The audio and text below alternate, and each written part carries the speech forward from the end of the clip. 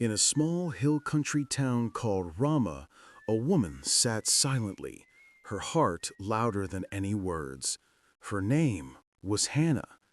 Her pain, unspoken and unending, and one prayer, whispered with tears, would reshape a nation's future. If you've ever prayed and felt the heavens were quiet, this story is for you. Stay with me to the end. There's a moment you won't forget. Today, we step into Hannah's world, where longing meets endurance and endurance meets God. This is not just a story about a childless woman. It's about faith through suffering, about praying when your voice shakes, vowing when nothing changes, and trusting while the waiting feels endless.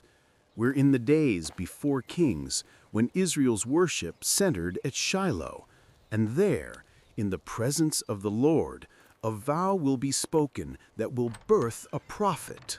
In Ramah lived a man named Elkanah. He loved the Lord, and every year he went up to Shiloh to worship and sacrifice.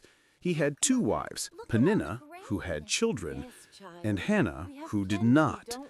Hannah's emptiness was not just a medical reality, it was a social shadow. Every cradle Peninnah filled seemed to echo Hannah's silence, and each echo hurt. But Elkanah loved Hannah. At the festival portion, he gave her a special share. Yet love cannot always quiet the ache that only God can fill. Scripture says, her rival provoked her severely to make her miserable because the Lord had closed her womb. Words can bruise where no one sees. Year after year, Peninnah's jabs landed like stones, especially at worship time. Hannah stopped eating. She wept. It wasn't just hunger she lost. It was hope slipping through tired fingers. Comfortingly, Elkanah tried. Why do you weep? Am I not better to you than 10 sons? But even good love can't mend a wound God intends to meet himself. If you've been there, showing up to worship with the private ache, you're not alone. The family travels to Shiloh again, the place of sacrifice, the meeting point between human grief and divine mercy. The sun bleaches the path pale, children run ahead, but Hannah walks with a different weight, the kind only the soul feels. This time, she won't just weep, she will pour out. Hannah stands near the entrance, no choir, no music, just the raw, honest worship of a broken heart. Her lips move, but no sound escapes. She prays where only God can hear. Steady, tears track the dust on her cheeks. She is not rehearsed, she is real. She doesn't bargain with heaven, she surrenders. She doesn't posture, she pours. When you have nothing left to prove, you finally have something true to offer, your whole self. Sometimes the holiest prayers are the ones no one hears but God. And then Hannah makes a vow.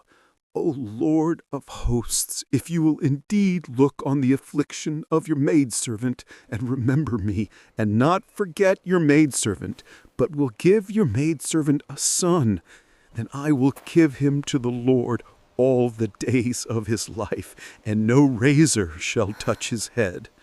This is not a transaction, it's a consecration. She asks for his son to surrender a son. Pain has pressed her prayer into purpose. She's not asking just to be filled. She's asking for a life that will be poured out for God.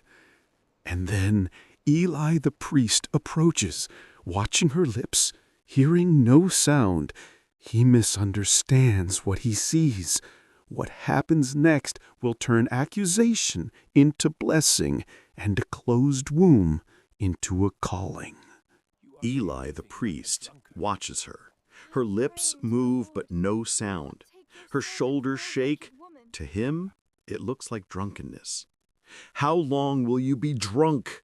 Put away your wine." But Hannah lifts her tear-streaked face. "No, my Lord, I am a woman of sorrowful spirit.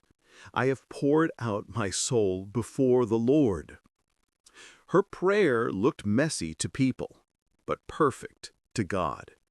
Sometimes the purest worship is misunderstood by those watching from a distance.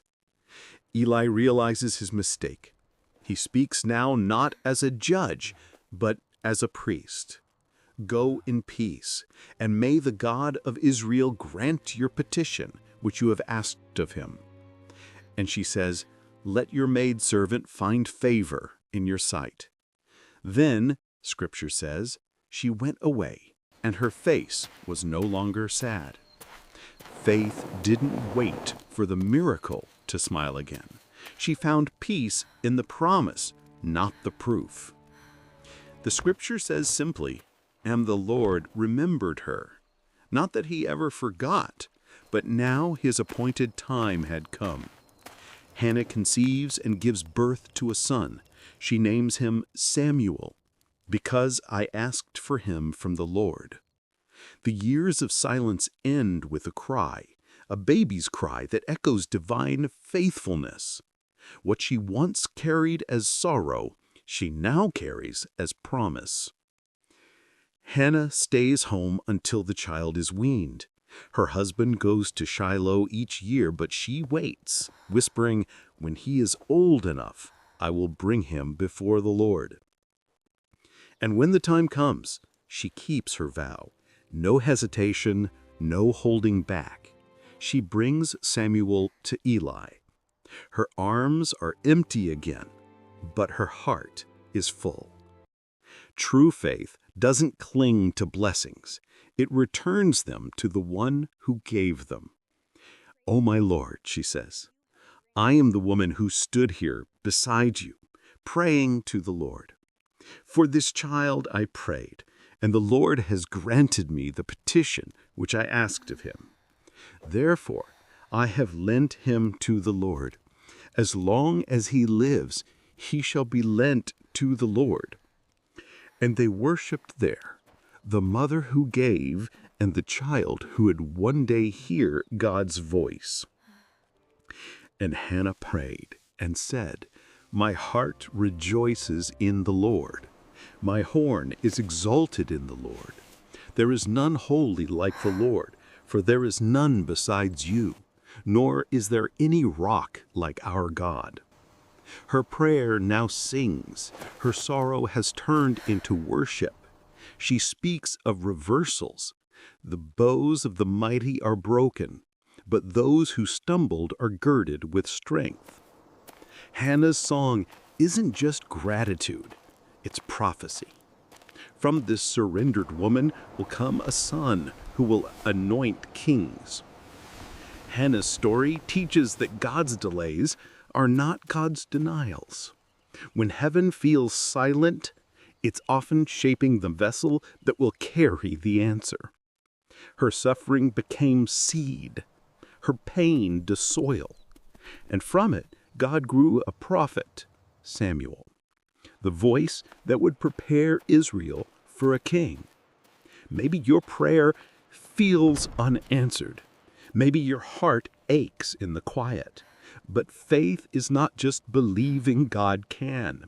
It's trusting him when he hasn't yet. Like Hannah, keep praying, keep trusting. Your quiet place may one day become your testimony. If this story spoke to you, click subscribe and join this journey of faith through Scripture. Your next encouragement might come right when you need it. Hannah's tears fade into the dust of Ramah, and a new dawn rises over Shiloh. The prayer has ended, but its echo still calls us to trust. The Lord remembered her.